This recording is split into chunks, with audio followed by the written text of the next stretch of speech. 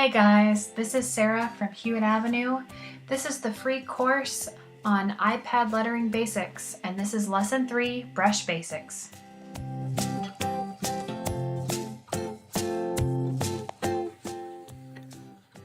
Okay guys, so you've downloaded your free brush, you've downloaded your free lettering guide. Let's talk about brush basics.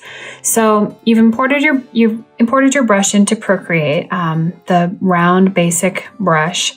There's lots of types of brushes that come with the app. A lot of them are really awesome. I was just playing with the new update, and the calligraphy brushes look like a great starting place if you're not ready to buy any brushes. This is just in the Procreate app. But since you've grabbed my free brush, that's the one we're going to talk about today. So the basics of iPad lettering, if you're creating calligraphy or lettering pieces, is the same as just using a regular pencil and paper.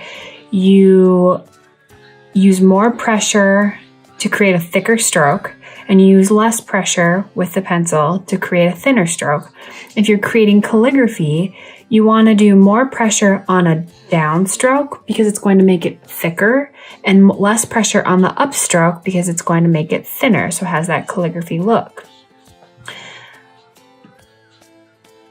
The basic round brush has kind of a curved edge, so it's nice to do some lettering with. It's nice and black. I've got the streamline turned all the way up on it. We're going to go over that just a little bit later in the class. A few of the settings that I really like to play with and mess with, but that's the basics of it.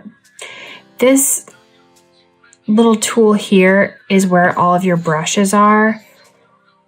It's beyond the scope of this class to kind of go through every single one of these, but I want you just to go ahead, play with it, that kind of thing, and try to just mess with them a little bit.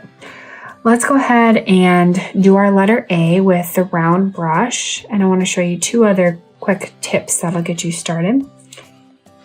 So I'll make sure that I'm on my layer. Perfect. Okay. So up, nice and light pressure, and I push a little bit harder on my downstroke. Okay, so let's say that I don't really like how you can see that kind of doesn't look the way I want it to look. So I want to undo it. This is the awesome thing about the iPad and why I love it over paper for the most part. With 2 fingers, you just touch the screen once and it undoes it. If you want to undo your undo or redo that brush stroke, you use 3 fingers and you tap it together to redo it. So when I'm holding my brush or holding my Apple Pencil, I just use these 2 fingers naturally to tap it and undo it. And I come back in. Maybe I'm gonna adjust the size of it a bit. So this is the size of my brush. I had it at about 44%. I'm gonna bring it down just a little bit, maybe 28% or so. This bottom one is opacity. I'm not gonna play with that because I want this to be all black. So I'm gonna come in, light on my upstroke, heavy on my downstroke, and then I'm gonna do my crossbar, and there's my letter A.